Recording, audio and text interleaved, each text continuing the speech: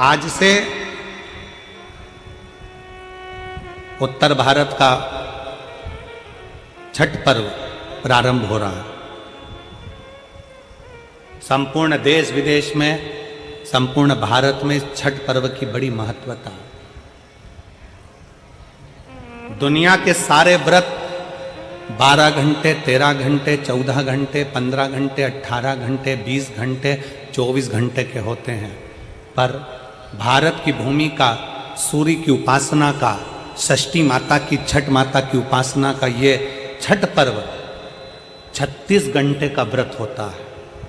36 घंटे का व्रत होता है।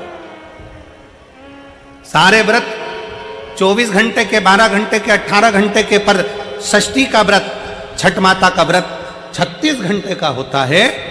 आज से माता छठ की पूजन चालू होती है और ये पूजन होते होते होते होते चलते चलते धीरे धीरे धीरे धीरे फिर छठ पूजन तक पहुंचती है। डूबते सूरज को अर्घ देना, फिर उगते सूरज को अर्घ देना, मां षष्ठी का व्रत करना।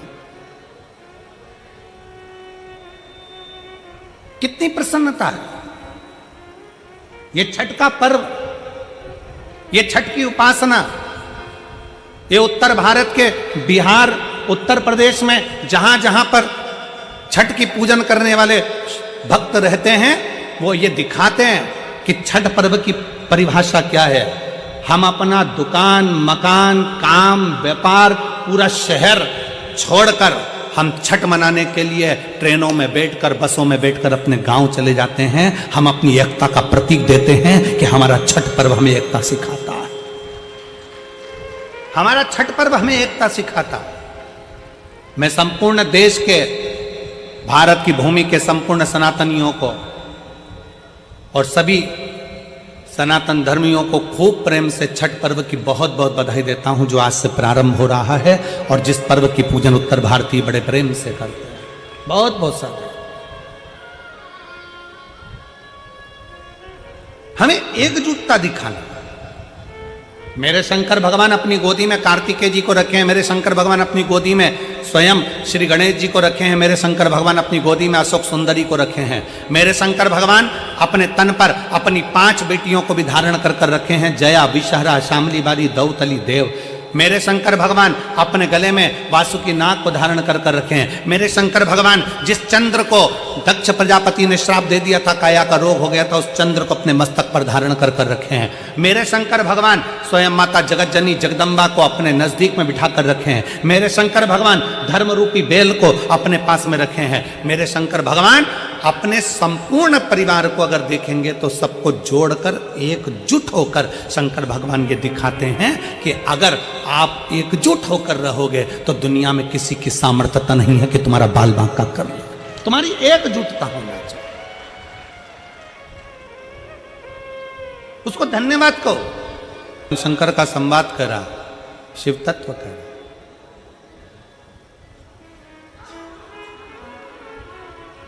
गर्भ से बच्चा बाहर नहीं निकल रहा। 1 साल, 2 साल, 3 साल, 4 साल हो गए। भगवान शंकर ने अपने गणों को भेजा, भगवान शिव ने अपने गणों को भेजा, जाओ जरा पता करो क्या बात, जाकर मालूम करो। पता करा,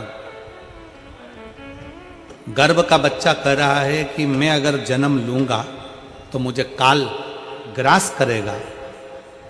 जन्म लेने के बाद फिर मुझे मरना है, फिर जन्म लूंगा, फिर मरूंगा, फिर जन्म लूंगा, फिर मरूंगा। ये काल मुझे बार बार पकड़ता है, बार बार मुझे मारता है, इसलिए अब मुझे संसार में नहीं आना, इसलिए मैं जन्म नहीं लेना चाहता। भगवान शंकर के गणों ने जाकर समझाया कि जन्म तो लेना ही पड़ेगा, काल का काम है ग्रास करना, पर यदि तुम भगवान शंकर की भक्ति में अगर लग गए तो काल भी तुम्हारा कुछ नहीं बिगाड़ सकता। यह पक्का विश्वास रखकर तुम जन्म ले। क्या करें?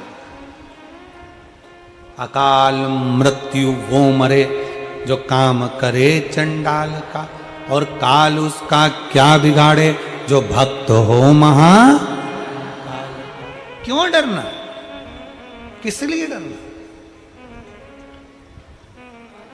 शिव पर भरोसा करो और जन्म लो। शंकर पर भरोसा कर कर बच्चे ने जन्म लिया, काल कहीं मुझे ग्रास ना कर जाए तो भय लगा, काल कहीं ग्रास ना कर जाए तो भय लगा, और उस बच्चे का नाम उसके पिताजी ने कालभीति रख दिया। क्या नाम रखा है? कालभीति। नाम रख दिया कालभीति। धीरे धीरे बच्चा बड़ा हो गया, तीर्थ की यात्रा के लिए निकल गया। तीर्थ यात्रा कर कर आया तो एक बेलपत्री के वृक्ष के नीचे बैठ गया। बेलपत्री के वृक्ष के नीचे बैठकर उसने भगवान शंकर के एक शिवलिंग का निर्माण कर कर उसकी पूजन करना प्रारंभ कर दिया। बेलपत्र के वृक्ष के नीचे बैठा।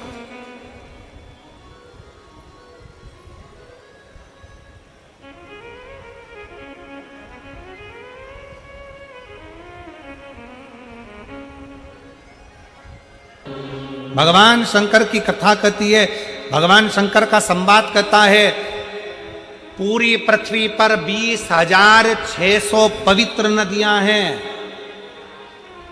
पूरे संसार में भारत की भूमि पर, पूरी पृथ्वी पर 20,600 पवित्र नदियां हैं।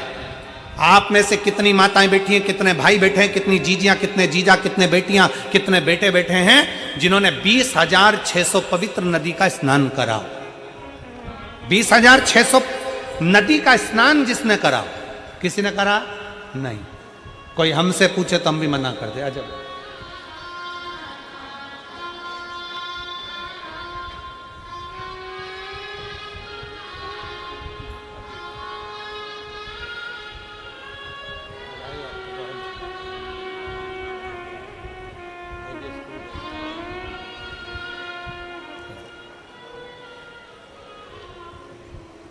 पूरी पृथ्वी पर 20,600 पवित्र नदियां हैं। 20,600 पवित्र नदी होने पर हमने, आपने अगर स्नान भी करा होगा तो 5 नदी, 10 नदी, 15 नदी, 20 नदी, 25 नदी, 50 नदी, इतनी नदियों का स्नान करा होगा। पर 20,600 पवित्र नदियों का स्नान हम नहीं करे होंगे।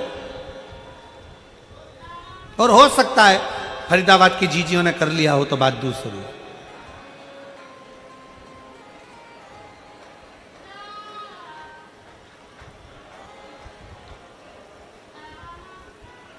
20,600 पवित्र नदियों का स्नान ना हमने करा ना आपने करा।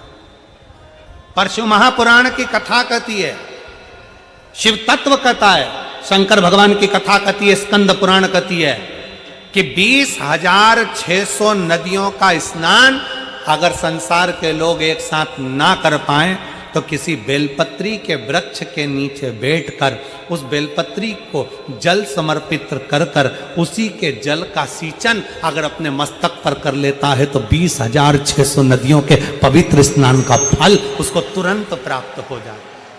तुरंत।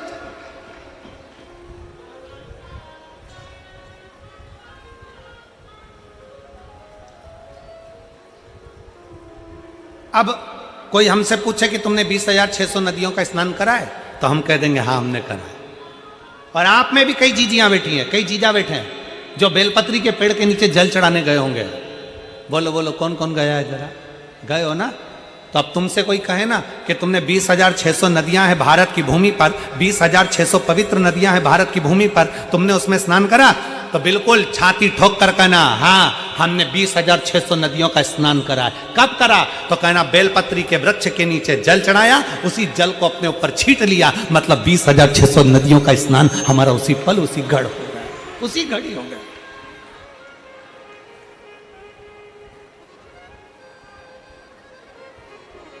बेलपत्री के वृक्ष के नीचे एक लोटा जल समर्पित कर कर उस जल का मात्र सींचन कर लेने पर, उस जल का मात्र छींटा लेने पर 20,600 पवित्र नदियों के जल का फल मिल जाता है। शिव महापुराण की कथा कहती है शंकर भगवान पर चढ़ाए गए जल का जरा सा भाग जब हम आचमन करते हैं या अपने शरीर पर छींटते हैं या अपने घर पर दुकान पर छींटते हैं तो 20,600 तो पवित्र नदी और उतने ही सरोवर, उतनी ही बावड़ी, उतने ही कुंड जितने नदियां हैं उतने ही कुंड हैं।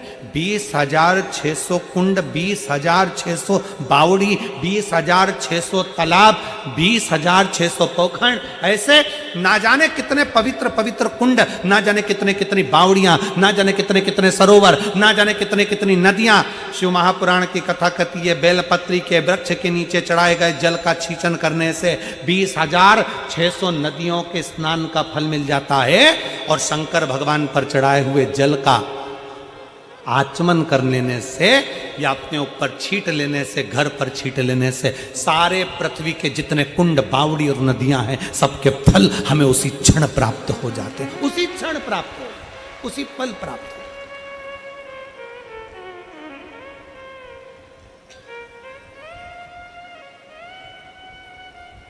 इसीलिए कहते हैं सारे तीर्थ धाम आपके चरणों में, हे भोलेनाथ प्रणाम आपके चरणों। सारे तीर्थ धाम आपके चरणों में, हे भोलेनाथ प्रणाम आपके चरणों। सारे तीर्थ, सारे पुण्य मेरे शंकर के पास है। 33 कोटि देवता शिव के पास। बेलपत्री के वृक्ष के नीचे काली भीति बैठ गए, काल भीति बैठे बेलपत्री के वृक्ष के नीचे बैठकर तप साधना करी। इतना तप किया कि शंकर भगवान को लगा कि छोटा सा बालक है, मर जाएगा। शंकर जी पानी का लोटा लेकर आ गए, जल का पात्र लेकर आ गए। आपको पहले भी कथा में कहा, आज फिर कहते हैं, तुम ये मत सोचना कि एक लोटा जल तुम शंकर भगवान को चढ़ा रहे हो। ये सोचना कि तुम्हारा एक लोटा जल तुम्हारा बदल देगा कल। ये निश्चित है कि जल चढ़ाते रहोगे तो तुम्हारा कल बदल जाएगा, ये पक्का। एक पत्र है,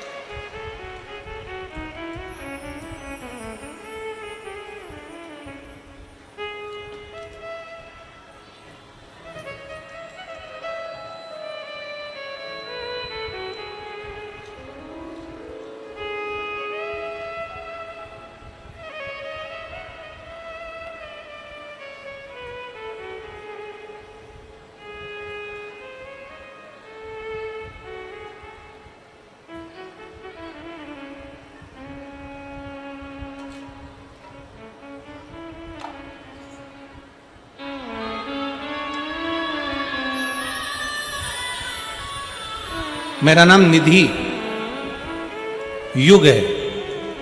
मेरा नाम निधि युग है। पति का नाम सुमित निधि चुग है और पति का नाम सुमित चुग है। मैं मालवीय नगर दिल्ली की निवासी हूँ। कहीं बैठी हो तो आ सकती हैं, अगर बैठी हो तो हाथ हिला सकती हैं। अगर कहीं बैठी हो तो हाथ हिलाएं, और अगर आई हो तो व्यासपीठ के पास में बेलपत्र लेने के लिए आए। पत्र को आप लोग टीवी के माध्यम से, एलईडी के माध्यम से पढ़ सकते हैं। मेरा नाम निधि चुग है, पति का नाम सुमित चुग है। मैं मालवीय नगर दिल्ली की निवासी हूं। मेरा मोबाइल नंबर ये है। मैं दीदी को धन्यवाद दूंगा। हर पत्र में लोग एक मोबाइल नंबर लिखते हैं, आपने 2 मोबाइल नंबर लिखकर भेजा है, उसके लिए धन्यवाद। मेरा 2 मोबाइल नंबर है।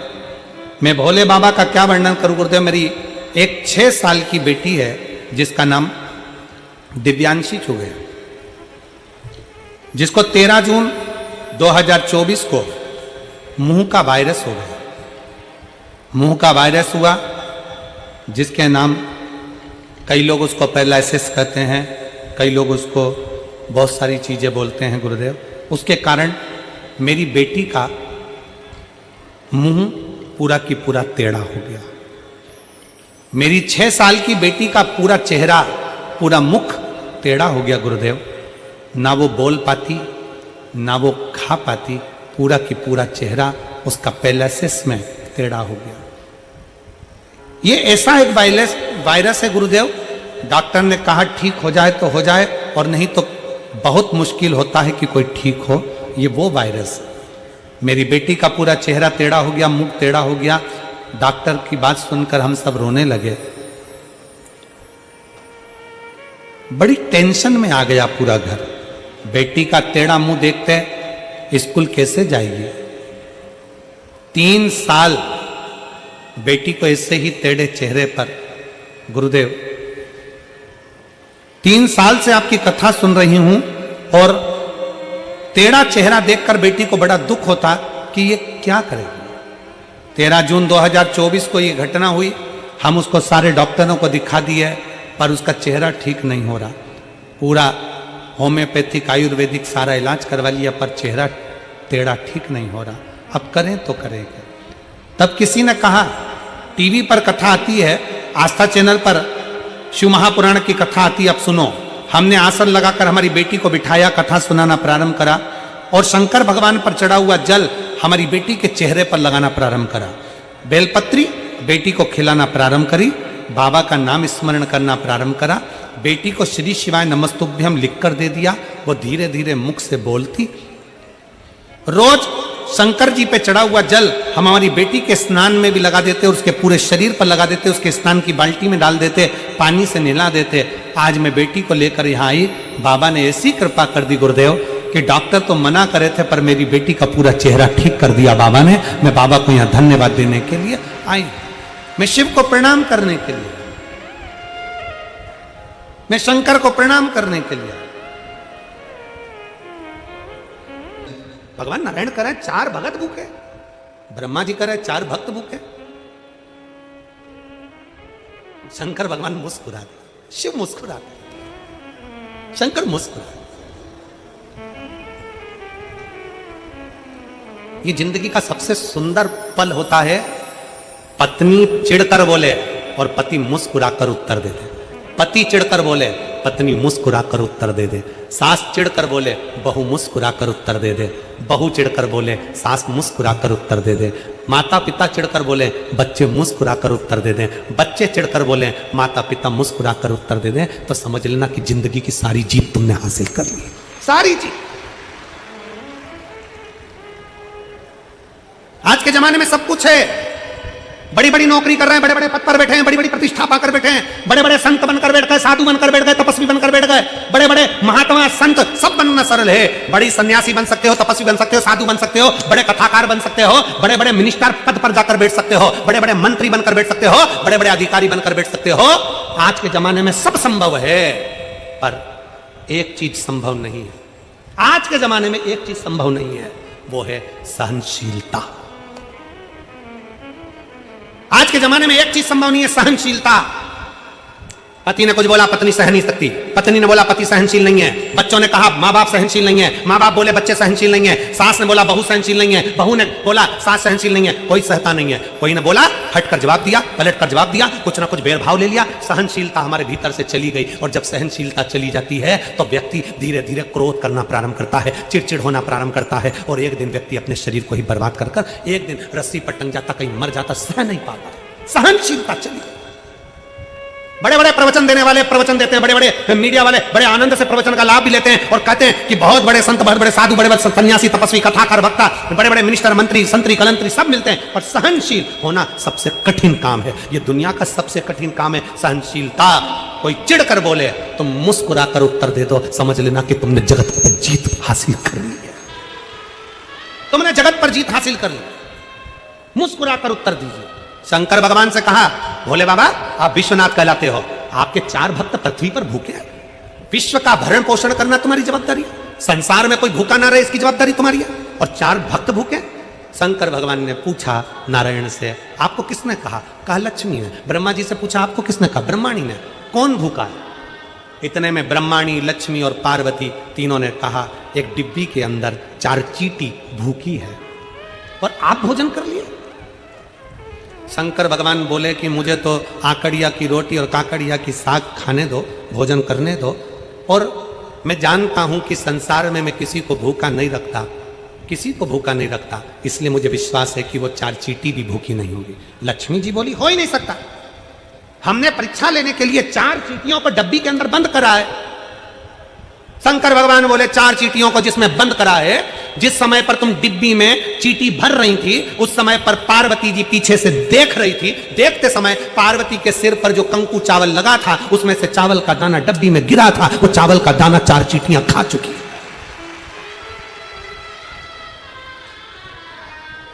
वो डब्बी में चावल का दाना, कंकु का चावल का दाना, रोली का चावल का दाना उस डब्बी में गिरा था। वो चींटियां चावल का दाना खा चुकी हैं, उनका पेट भरा चुका है। शंकर भगवान के शब्द सुनकर नारायण ब्रह्मा ने हाथ जोड़ लिए। विश्वनाथ की जय हो, दुनिया का पालन करने वाली जय हो, दुनिया का पालन करने वाला विश्वनाथ शंभु है। वो दुनिया का भरण पोषण करने वाला। एक पत्र है, देख।